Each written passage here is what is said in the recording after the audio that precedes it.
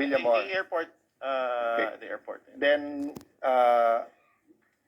did you accompany them on the plane? Yes. Yes. Mr. Senator. And then, did you stay in the Netherlands? Yes, I stayed there for 2 days. Okay, and hindi mo alam na dadalhin siya doon? Hindi po. Can you make a clarification? That time, Pwede ko lang itanong, isang hirit lang. Wala ka sa listahan na binigay ni General Alcantara, yung mga nabigyan ng diffusion notice, ano? Wala ka doon sa listahan ng NBI, Chief PNP, wala ka doon sa listahan. Paano man nalaman? I was informed informally by Executive Director Alcantara. Informally. Apo. So you were also there informally. You had no formal function at the Villamor or the airport sites? I was there to oversee, ma'am, lang the PCTC. Hanggang PCTC lang po ako. Yun Okay. lang po yung aking... Can I clarify that? Yes. So, sabi mo kanina, you were there to oversee. I'll clarify what oversee means. But sabi mo, hindi mo alam na dadalhin siya sa Hague. Mhm.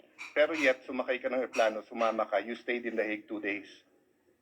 Yes. And sabi mo, hindi ka alis, nandun ka lang. Okay, can I Yes. explain, Mr. Senator? That time ho kasi, the members or the staff of the Interpol NCV Manila, wala hong available na mga kasamahan natin doon na may passport na ready. So, I volunteered, Mr. Senator. I just want to make clear. Magsiserve So, lang if you- kayo ng diffusion? May dala ka pang passport? Hindi po. Hindi So, po. Kasi sabi mo lang yung iba walang passport. Ikaw lang yung may passport, may visa. Opo. Kaya alam mo na itatangay sa ibang bansa. Hindi po. Yung passport po, nasa sasakyan ko lang parati eh. So, kagagaling ko lang po kasi ng Geneva. Kakauwi ko lang ho ng Geneva that time. So, kaya ho yung passport ko, nasa sasakyan ko lang. Hindi pa ho ako nakakapag-unload.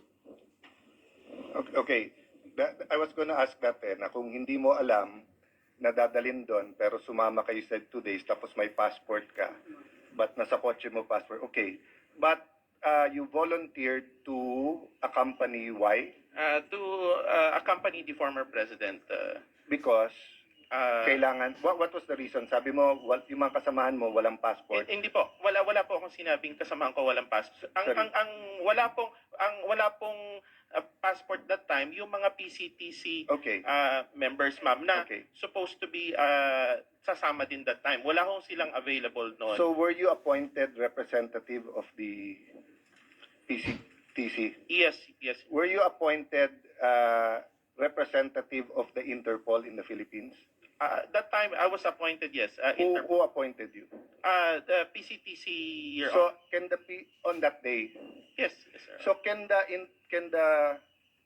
buuin natin kayo lang mga militar at polis nakakaintindi ng 3-4 na letra Yung Philippine Center for Transnational Crime. Sir, can you appoint the representative ng Interpol on the spot? Kasama sa powers yon. If I check with Interpol, so kung today pwedeng ako representative ng Interpol? Para pong hindi yata kasama sa function ko yun. Well, kakasabi lang ho ni Ambassador, kayo daw nag-appoint sa kanya. Kung sabi niya eh. So, but you're saying it's not. Ano nga maintindihan? So hindi nyo po, no. Kasi Yeah. he's a competent authority. Yeah, no, let's, you're under oath, sir. You're under Did you oath. or did you not appoint him as The good ambassador representative? is a competent authority to represent us. But you Yes. did not appoint him. Hindi question if he's a Co-appointing competent. authority. Hindi You're ka not appointing appointing, authority. okay. Klaro po yun. Executive Order 265, saan sa buong executive order na nagtatakda na magkaroon ng special envoy, sinasabi na meron kang papel para mag-oversee.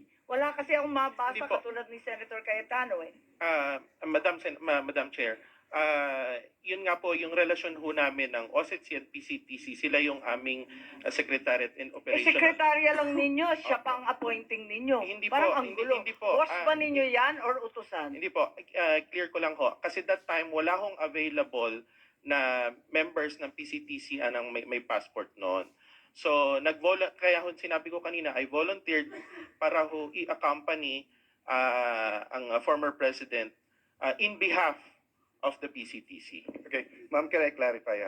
I'm not going into the supervision, your appointment as special envoy, because depende sa presidente, pwedeng iba. Di ba? Kahit presidential advisor, if the president has special advisor on justice, then it's between the president, Secretary Remulla, etc.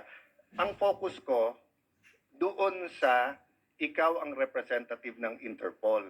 Kasi sabi mo, yes. Ang sabi po ni Secretary Alcantara, hindi kanya in-appoint. So, sino nag-appoint sa'yo bilang representative ng Interpol? Nirepresent ko po ang PCTC. Yeah, you, Or may I clarify? Yeah, go ahead, Mr. sir. Senator. Kasi traditionally, ang executive director is also the envoy. Ngayon, pinaghiwalay po yung posisyon. Yung ginawa po ng Malacanang, piniwalay po yung posisyon ng special envoy at ng executive director. Pero dati ho, isa lang yan. Yeah.